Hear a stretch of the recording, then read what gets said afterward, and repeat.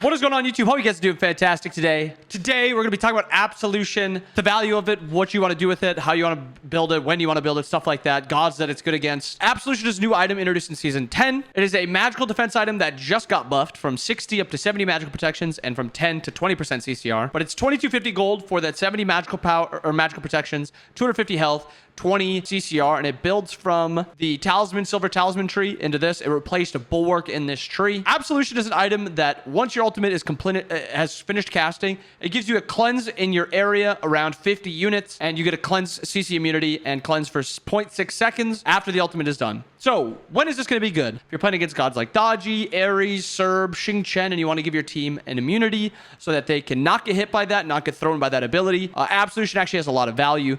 Currently, I think it's pretty average as an item because I think there's a lot of items that support kind of want to build. Comparing Absolution to other items that you can build in magical defense, Oni Hunter Garb, you're just going to be immensely more tanky with Onis. Heartward, you're going to be making your team immensely more tanky and yourself. And once you finish your glyph of the Heartward amulet, you'll be even more tanky on top of that. And the last one to talk about, Shogun's Kusari. Shogun's going to be giving you attack speed to you and your teammates around 70 units, which is even more than the 50 from the Absolution. So overall, I think Absolution is pretty fine. I just think some games you can't really justify going it because either you're playing Fafnir, you need the Shoguns, you're playing Yamoja, you want to give your teammates the Aura, you're playing Hercules, and you want to get in there, get that Oni's Hunter Garb. But Absolution actually has some very good value. Say you have an Agni in mid, they're playing Daji, something like that. You could actually use it to cleanse. So you just have to consider, is the value from keeping my teammate alive or making them not use beads better, or is it better for me to get these other items? Now, keep in mind, it is ranked. If you're not playing competitive and you're playing ranked, sometimes you're going to use your ultimate to cleanse your teammate,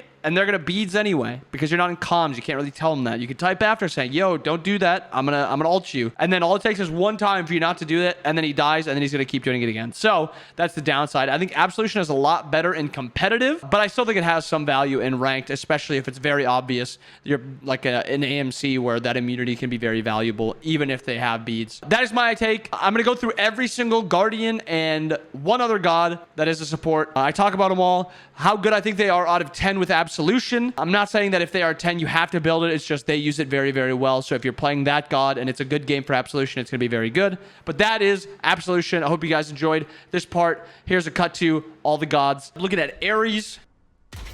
Rock's right at the end of the pull. Slightly delayed, so it's not great on him. 6 out of 10. Absolution is a little bit different on Ardio because she's a stance switcher, so she's going to be kind of spamming it. But if you can get it into a good spot where you are able to use it when you want, that's how quick it is.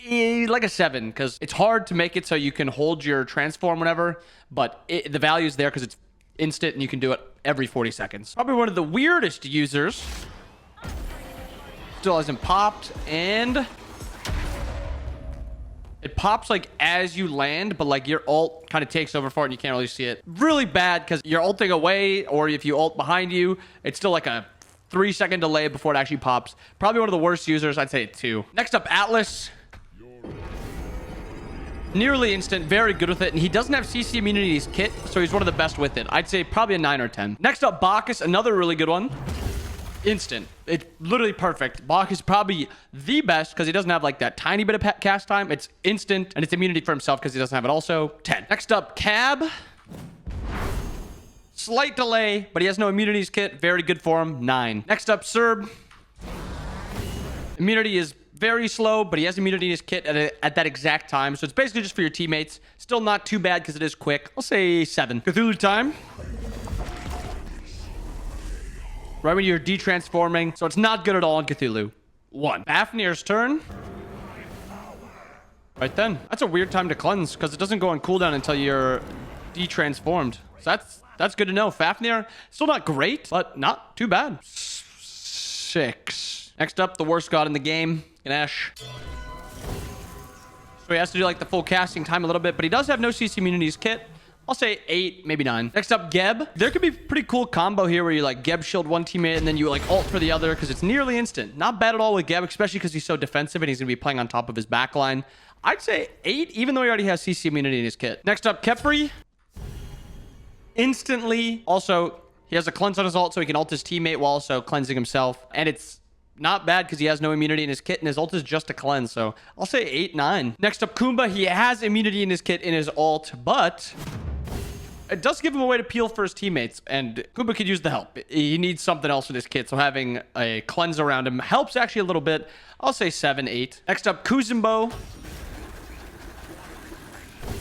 Not very good. It extends his CC immunity by 0.6 seconds. He doesn't need it. 4. Next up, Maui. Not too bad. I think it's a little bit slow, but he's still such a good defensive support that if you need to give somebody on your team immunity, it could be decent. Say 6. Sobek next up. That's also me spam canceling and trying to get it to go off as quick as possible. It can be okay, but again, Sobek is just super slow getting out of the water. Sometimes it takes like even an extra couple seconds for some reason, or 0.1 seconds or something. I think it's pretty bad on him. I say 5. Sylvanas. Wow. Actually not bad. He immunes pretty quickly. He's going to be a backline defensive support. Sometimes he can go blink engage, but this is if you're going backline.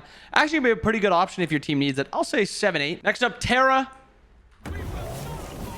She actually gets the immunity right after, kind of like Fafnir does, which makes it a lot better instead of having to wait through her entire 10-second ultimate ability. So she also likes using the immunity, and it's pretty quick. So overall, like 9. It's very good on her. Xing Chen.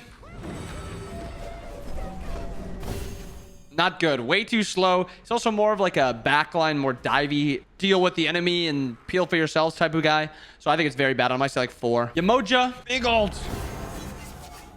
So problem with Yamoja, this is going to take a little bit longer to explain. She has one really long cooldown on her ult. So Absolution is a little bit worse because your ult isn't up as much. You can't use it to cleanse as much. 2, her ult is already an unbelievable teamfight ult. If you're using it to save your teammate with the cleanse, a lot of the time, it might be better to just kind of bait him into the fight and then ult and then just spam 2s to heal him up to try to fight that way. 3, she's better off just buying beads if she needs the immunity, in my opinion. I think she's very bad with it, but I think there's some scenarios where it could be okay. I'll say 4, but yeah, I think beads is usually just a better option. Next up, Ymir. That was me spam canceling it, by the way. So it's actually pretty quick. It's got a slight delay to it, and sometimes you don't want to spam ult like that. But Ymir, not too bad with it, especially if you just need that cleanse on your backliners. His ult goes down in cooldown also into the late game, so 70 seconds. He can spam it a little bit. I say Ymir's probably 7, 8. Usually there's about 5 assassin/warrior supports that you talk about in these support tier lists. It's Serket, Fenrir, Horus, Naja, Hercules. I think the other 4 assassins and Horus, or the other 3 assassins and Horus, are just not very good at all with Absolution. They either don't proc it very well, or they just don't use it very well, or they don't need it. So the only one that I think is okay with it is Hercules. I think he's probably about a 6 or 7. Pretty quickly on the back line. It goes down in cooldown, also down to 65 seconds because he's also a warrior, so it actually goes down even more than this with more cooldown. So I think Herc can be okay with it, but the rest of the warriors I don't think are very good with it. Warriors, assassins.